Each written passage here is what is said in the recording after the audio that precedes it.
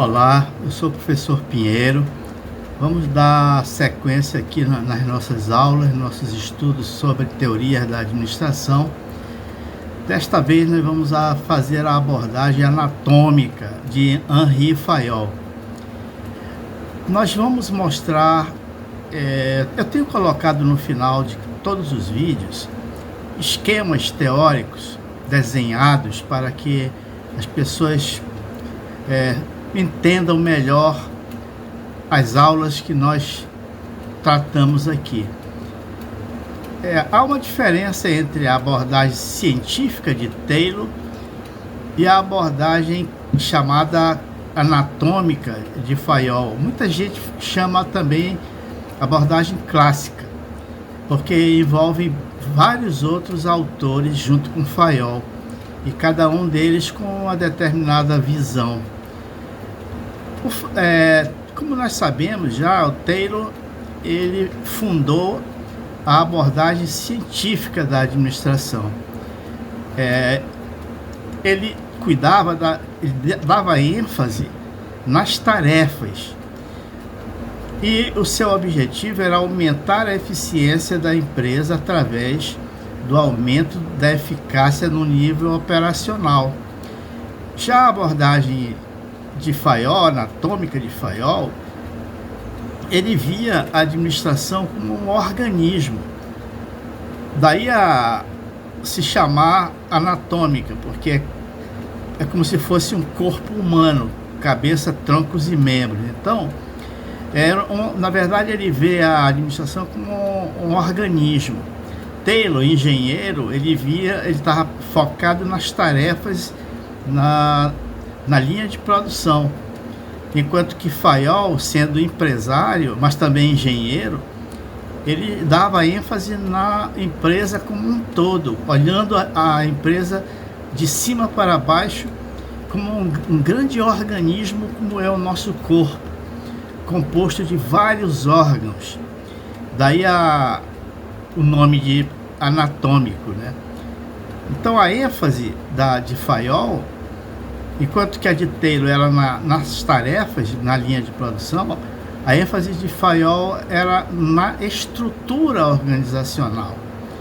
E o objeto direto de estudo de Fayol, o objetivo final dele era também, assim como o de Taylor, aumentar a eficiência da empresa através da forma de distribuição dos órgãos. Então, Fayol vê a empresa como um organismo, em que cada órgão, com sua função, trabalha em conjunto para que os objetivos organizacionais no final sejam alcançados, e que geralmente são os mesmos, que é o melhor ganho financeiro, monetário. O homo econômico continua aqui presente. Então essas são as grandes diferenças das abordagens científicas de Taylor e da abordagem anatômica de Fayol. Os principais vultos da teoria clássica ou anatômica de Fayol era o próprio Henri Fayol. Tinha outros que eram também, a maior parte, engenheiros: Lyndall Urwick, Ludwig Gulick, James D. Mooney, H.S. Denison, Stuart Chase. Então, todos estes trabalharam nesta abordagem da abordagem anatômica. Segundo esses autores, havia na empresa, e há na empresa, nas organizações, aí a palavra organizações também, não é? É como a empresa passa a ser vista como um organismo. Havia e ainda há 6 funções em todas as empresas. Existe a função maior, que ficaria no topo da organização, que são as funções administrativas. Quando você vai descendo na estrutura da organização, no organismo empresarial, você tem a divisão das funções técnicas, que é a parte de produção, as funções comerciais Não adianta nada produzir e você não ter como vender, como distribuir esses produtos pela sociedade.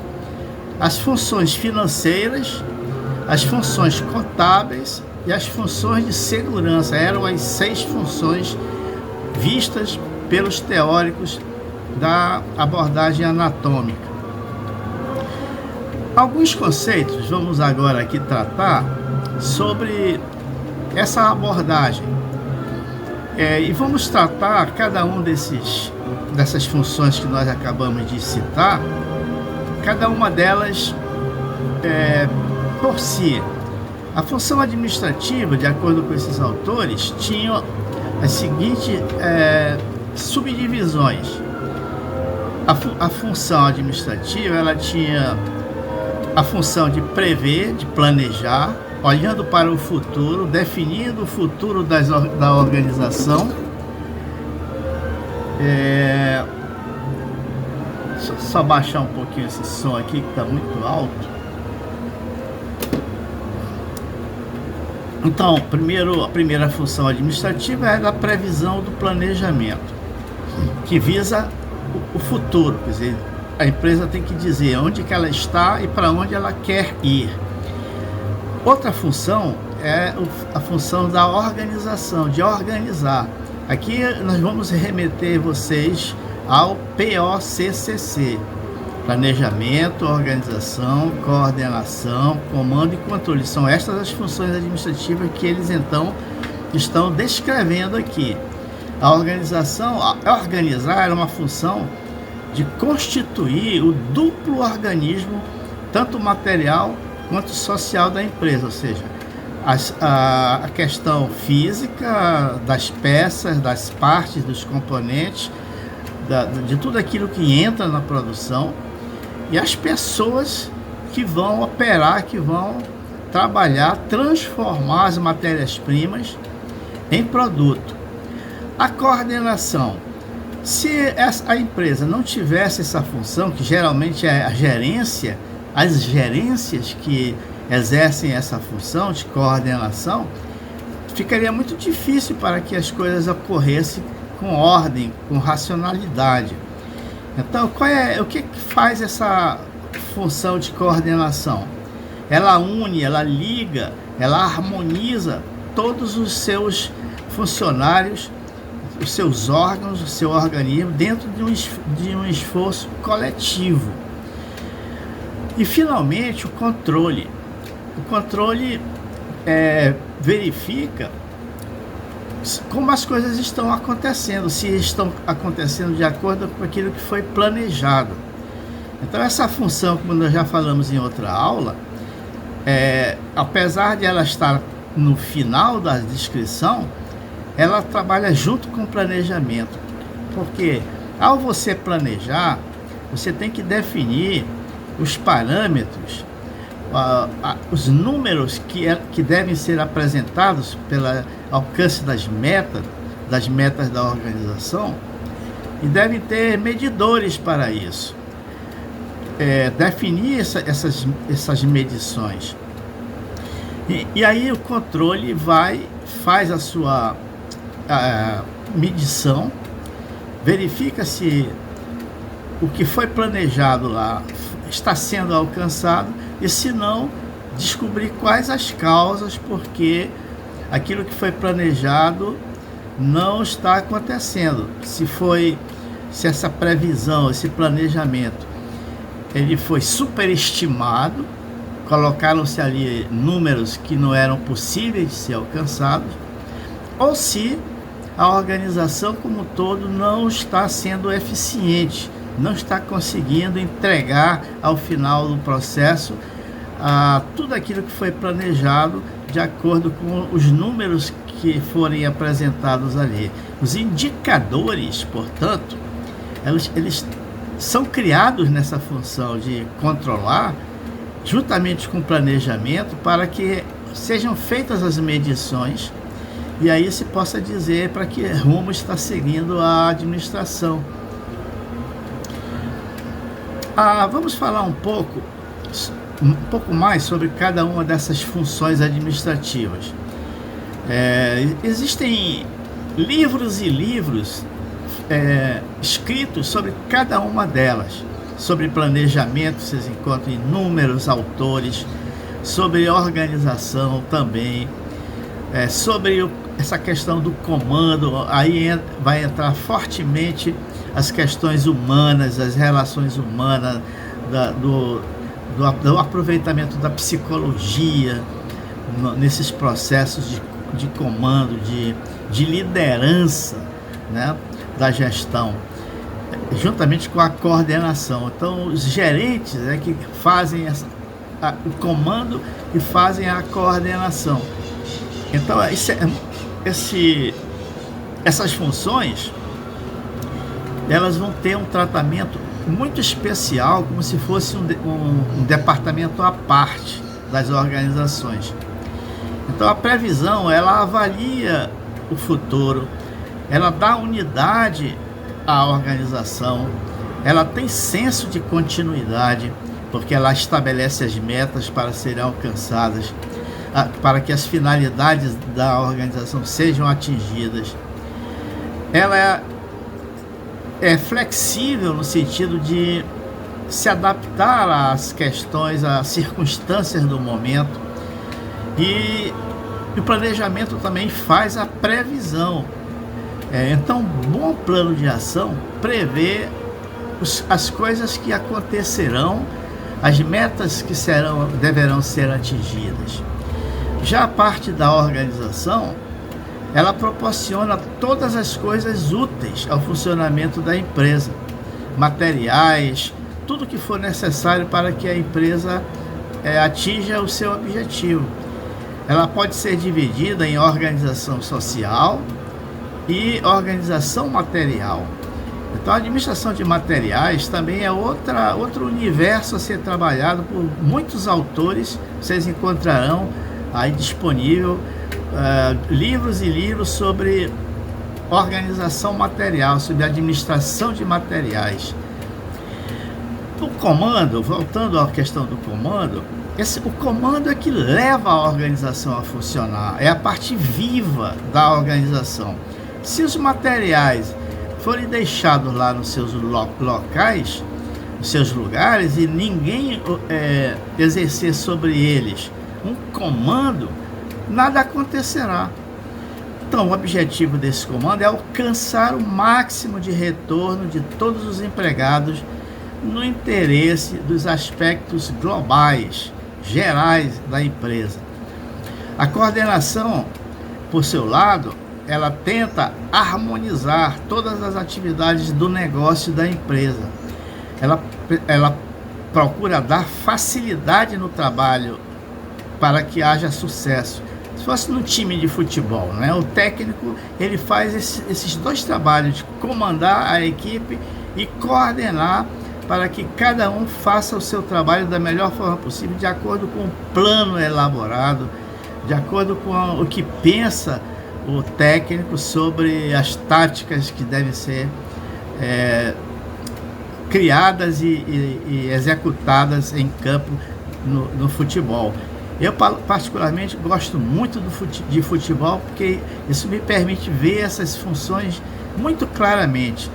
Então, quanto mais um time, por exemplo, de futebol, vamos falar do Flamengo, ele trabalha essas questões, dando ao futebol uma beleza, uma parte plástica muito, muito bonita de se ver, gostosa de se ver. Não quero dizer que seja só o Flamengo, mas vários outros times no Brasil que estão na ponta, inclusive, do campeonato nacional. Essas ações, tudo aquilo que é pensado pelos seus elencos, eles têm que ser pensados nas proporções certas. Então, há que haver uma adaptação das pessoas aos meios, aos fins que são ali colocados. Qual é o fim colocado pelos times de futebol de primeira linha? Alcançar os seus objetivos, que é ganhar os campeonatos, as taças, dar uma satisfação para os seus torcedores e, a partir daí, fazer com que haja retornos financeiros, para que o público tenha que ir ao estádio porque gosta de assistir o seu time de futebol jogando, compra. Hoje está muito fácil de você fazer isso, porque tem as redes sociais para isso. Tem as lojas físicas em que são oferecidas camisas, bonés, todo tipo de artigos com os timbres dos times de futebol. Isso traz receitas enormes para os times de futebol. Olha, Flamengo, Palmeiras tem um orçamento bilionário já, chega a 1,5 bilhão o Flamengo, 1 bilhão e 200 milhões o Palmeiras, por aí vai. Então são bons exemplos de nós seguirmos para darmos assim o nosso pensamento do que seja a organização. No controle, como já dissemos, verifica, certifica se todas as coisas ocorrem conforme aquilo que foi planejado, de acordo com o plano que foi adotado. O controle também transmite instruções e explica por que determinada meta, por exemplo, não foi atingida. E também tem os seus próprios princípios de auditoria. Então, qual é o objetivo?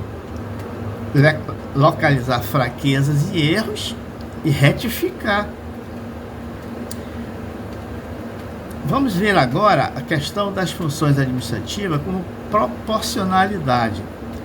Então, para a FAIOL, existe uma proporcionalidade da função administrativa. É um princípio esse, o da proporcionalidade. As coisas devem estar de acordo com certos padrões, mas proporcionais à capacidade que a empresa tem de lidar com os seus equipamentos, com as suas condições financeiras, as condições humanas, para que essa função administrativa ela tenha sucesso. Então, a função administrativa ela reparte-se por todos os níveis de hierarquia da empresa. Então, a administração ela vai estar presente no topo da organização e no chão de fábrica. A capacidade essencial das pessoas situadas nos níveis inferiores é a capacidade profissional, a parte técnica, é a característica da empresa, para que ela existe, o que ela faz, quais os seus produtos, como é que eles são feitos. A capacidade essencial dos grandes chefes é a capacidade administrativa. Então, a capacidade principal de um operário é a capacidade técnica, e a capacidade principal de um administrador é a capacidade administrativa. À medida que se eleva na escala hierárquica, na estrutura administrativa, como se fosse uma pirâmide, aumenta a importância relativa da capacidade administrativa. Quanto mais alta a função, mais administrativa é essa função. E quanto menor ela desce na estrutura da organização, passa a ser mais técnica. A capacidade técnica ela diminui para cima e aumenta para baixo. E a capacidade administrativa é o contrário, ela aumenta quando sobe e diminui quando desce, mas sempre estará presente. O que muda é o grau de importância. Então, a capacidade principal do diretor é a capacidade administrativa. Quanto mais elevado o nível hierárquico, mais esta capacidade é dominante. Pois outras atividades, como comercial, financeira, de segurança e contabilidade, elas têm a máxima importância lá entre o 5º e o 6º graus hierárquicos. Não fica nem no topo e nem nos, vamos chamar assim, nos pés da organização. É ali pelo meio, né, pela atividade meio.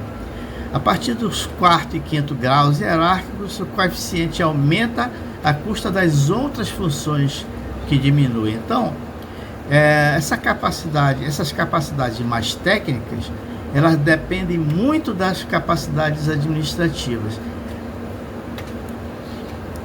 A organização, como função administrativa, é uma unidade ou entidade social na qual as pessoas interagem entre si para alcançar objetivos específicos. As organizações podem ser de dois tipos, formal e informal. A organização formal é baseada no organograma, no estatuto, no regimento interno da organização. Ela é racional, ela faz a diferenciação e a integração dos participantes de acordo com algum critério estabelecido por aqueles que detêm o processo decisorial. É a organização que está no papel, a organização formal. Então, se eu quiser saber como que é uma empresa, eu peço de alguém que tenha autoridade na empresa o estatuto, o regimento e o organograma para que eu tenha ideia de como que está distribuída a autoridade e as responsabilidades nessa organização. Tudo isso faz parte da função organização. A organização informal, por seu lado, ela emerge espontaneamente. Não adianta eu procurar em estatuto, regimento, manuais, nada disso. Ela é natural. As pessoas que ocupam posições na organização formal, elas, a partir dos seus relacionamentos uns com os outros, que surge então aquilo que até jocosamente nós chamamos de rádio peão. E quando você emite uma ordem lá em cima na organização, as comunicações são tão rápidas que a pessoa que vai responder, que vai ser objeto dessa decisão lá em cima na organização, ela sabe imediatamente por causa dessa comunicação rápida, informal, que acontece entre os membros de uma organização. Aí entram as relações de amizade, ou até mesmo de antagonismo entre as pessoas. Portanto, não adianta você tentar, a não ser que seja numa igreja, e mesmo na igreja você não consegue eliminar os antagonismos, né? A história tá aí para nos contar. É só pegar a Bíblia lá no Atos dos Apóstolos que a gente vê o quanto Paulo sofreu para fazer a instalação das suas ideias das igrejas entre os gentios. O quanto que a igreja raiz, a igreja mãe judaica, advinda do judaísmo, o quanto ela dificultou a vida da igreja entre os gentios. Então, há o antagonismo, mas há também os bons relacionamentos entre as pessoas. Então, qual é a arte do gerente, do sujeito que está no comando, que está na coordenação? É aproveitar da melhor forma possível as relações de amizade e tentar diminuir o máximo possível esse antagonismo que há entre as pessoas. Então, nada disso aparece nos organogramas, que é uma coisa formal, estática. E nem em qualquer outro documento formal da organização você não vai encontrar a organização informal. A organização, como função administrativa, ela parte do processo administrativo. Então vem lá de novo as funções: previsão, coordenação, comando e controle, o POCCC. O que é que significa isso? O ato de organizar, de estruturar e integrar os recursos e os órgãos incumbidos de sua administração e estabelecer relações entre eles e as atribuições de cada um deles é justamente a função da organização. Vamos ver alguns princípios ainda da administração, agora do ponto de vista da abordagem anatômica de Henri Fayol e de seus seguidores. Bom, é basilar para toda a administração, desde a administração científica, passando pela abordagem anatômica e indo embora em relação, até hoje, nos nossos dias, a divisão do trabalho, é o princípio geral. Então isso leva às especializações das tarefas, das pessoas e busca a eficiência. A divisão do trabalho é essencial em toda e qualquer atividade humana. Até hoje, desde a administração científica até hoje é assim. Daí, dessa divisão de trabalho é que surgem as outras necessidades das outras funções, da autoridade e da responsabilidade. A autoridade, por exemplo, é o quê? É o direito de dar ordens e o poder de esperar a obediência. Não tem aquele ditado, manda quem pode e obedece quem tem juízo? A responsabilidade é uma consequência natural da autoridade. Então, você pode até delegar a autoridade, mas você não delega a responsabilidade. A responsabilidade continua sendo de quem delegou. Está sempre a um nível acima. Ambos devem estar equilibrados entre si, a autoridade e a responsabilidade. A disciplina é outra função decorrente da administração, que essa disciplina depende da obediência. Então, se as pessoas obedecerem aquilo que está determinado nos organogramas, nos estatutos da empresa, essa obediência ela será natural, entre aspas. A energia das pessoas será canalizada para um comportamento respeitoso de acordo com aquilo que está estabelecido nos seus documentos formais. A unidade de comando preconizada aqui por Henri Fayol, ao contrário de Taylor, que ele batia na tecla da especialização das funções, e que poderia inclusive haver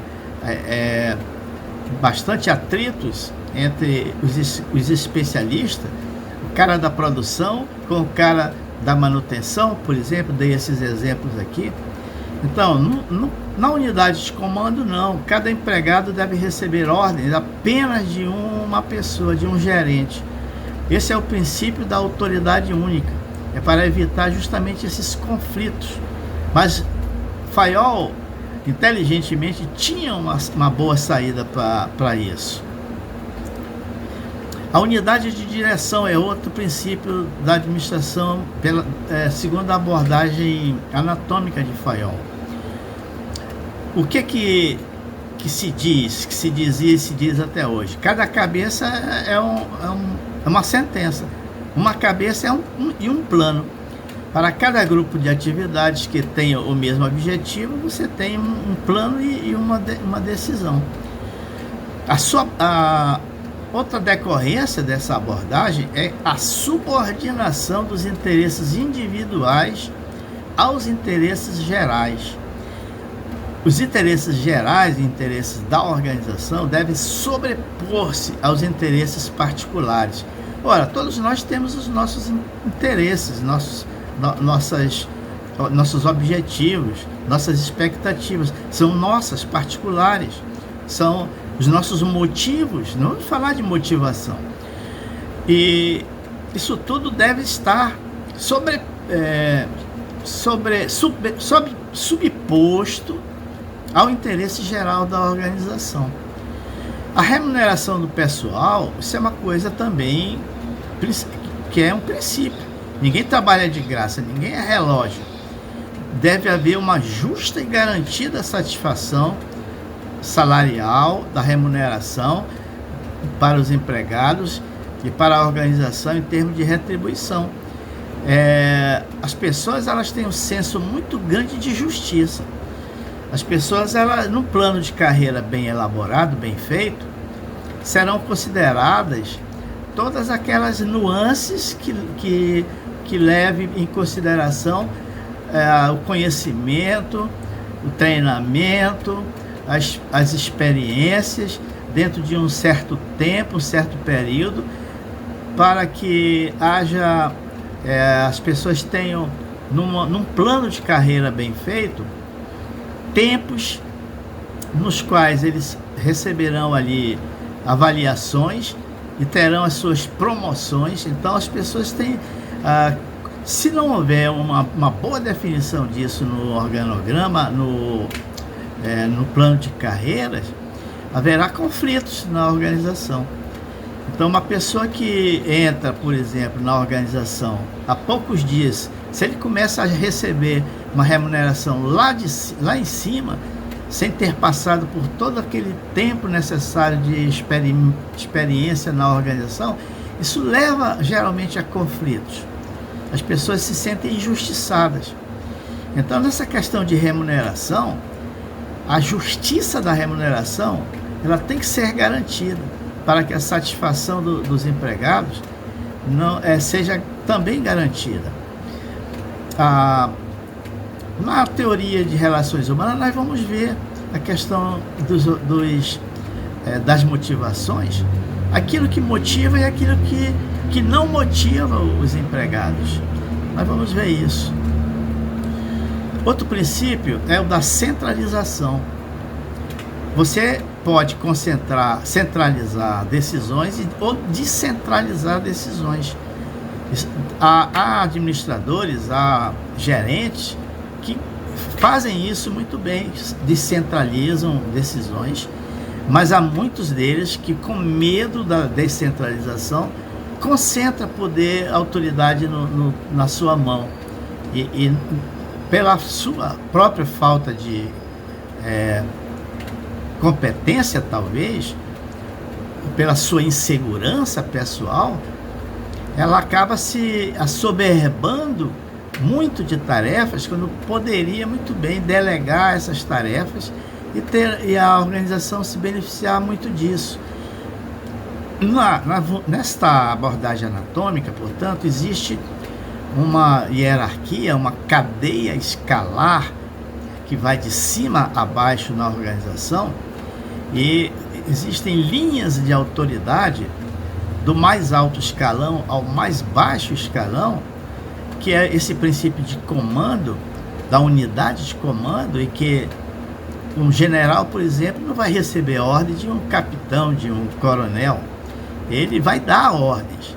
E um coronel e um capitão não vão receber ordem de um cabo. Então é a visão da unidade de comando. Inclusive, essa abordagem fica conhecida como cadeia militar, escalar militar, de tão forte que é a questão da hierarquia.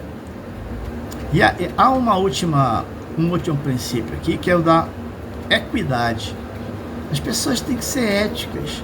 Há que haver um equilíbrio entre o que se espera de um administrador, de um técnico, de um profissional,